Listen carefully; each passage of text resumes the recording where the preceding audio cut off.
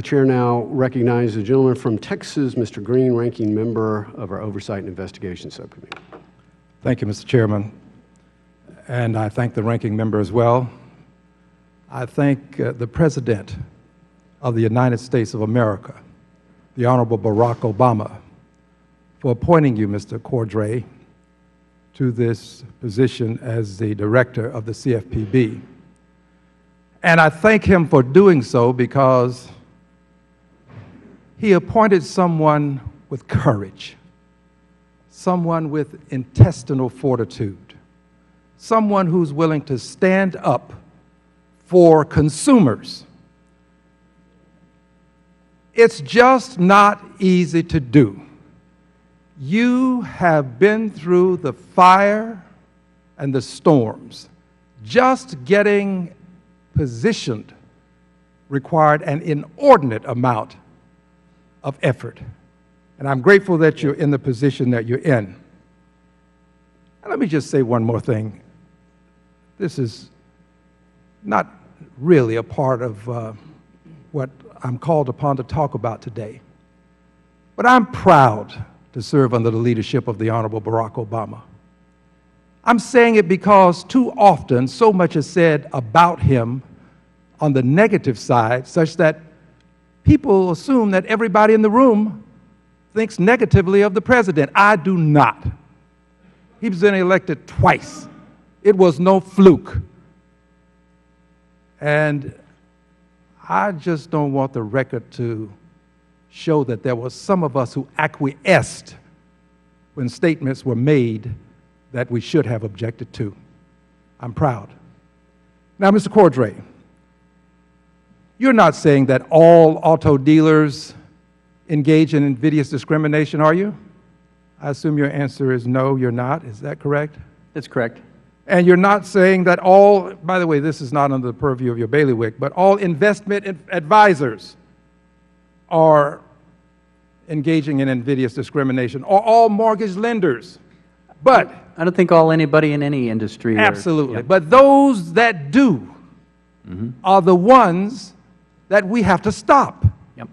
Do you agree? I very much agree. It's a law enforcement obligation and duty that we have. And I saw you anxiously desiring to respond to some commentary that was made earlier, and you did not get the opportunity because time was limited. But as it relates to the auto lenders. So would you take a moment, please, and give your response before I continue with my concerns? Sure. We're not trying to make up problems to address, but when we see problems and they're brought to our attention, and again, in the auto lending, it's not unique to us. The Justice Department feels just as strongly and feels the same way as we do about the concerns here. So, and they've been at this a lot longer than we have. We feel that when people go to get an auto loan, and lending programs have been established by lenders, even though they may be executed by dealers, that allow and that bless high risks of discrimination based on race or ethnic origin or other prohibited characteristics. That's an issue we need to investigate and we need to try to address. And if we can find a way to address it that mitigates and roots out the risks of that, but at the same time allows the industry to do what it does best, which is sell cars to people and give them the opportunity to have transportation to get to work, which is so important for people's economic well-being. That's what we're trying to accomplish, and it's a balance. And it's, you know, people can look at it and say we're getting the balance wrong, or they can say I disagree with this or I disagree with that, or the methodology here seems complicated and I think you don't have it right. We always try to listen to that, and if we can adjust and take account of their concerns, we try to do it. The fact that we do have those discussions frequently doesn't mean we're wrong. With less than 50 seconds left, Mr. Cordray, let me go through something else quickly. It just means we're trying to get it right. Let me do this quickly. There's been much said about how powerful you are, but isn't it true that FSOC, the Financial Stability Oversight Council, has within its purview the authority to override decisions that you make in terms of rulemaking? They do. And no other agency subject to that. Only agency subject to this. And isn't it also true that your rules are subject to judicial review? Absolutely. And isn't it true that while you are confirmed by the Senate, you have to be, that you can be removed by the President should the President find that you have not behaved properly while in office? For cause, that's my understanding. Hopefully that will not. And isn't it happen. true that you're also subject to audits by the GAO? Yes, every year, in fact, more so than I think many agencies are.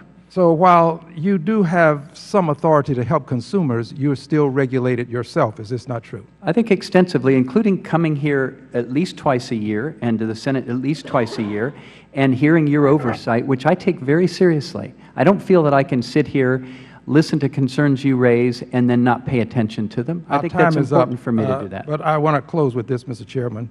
There was some mention about African-American auto dealers.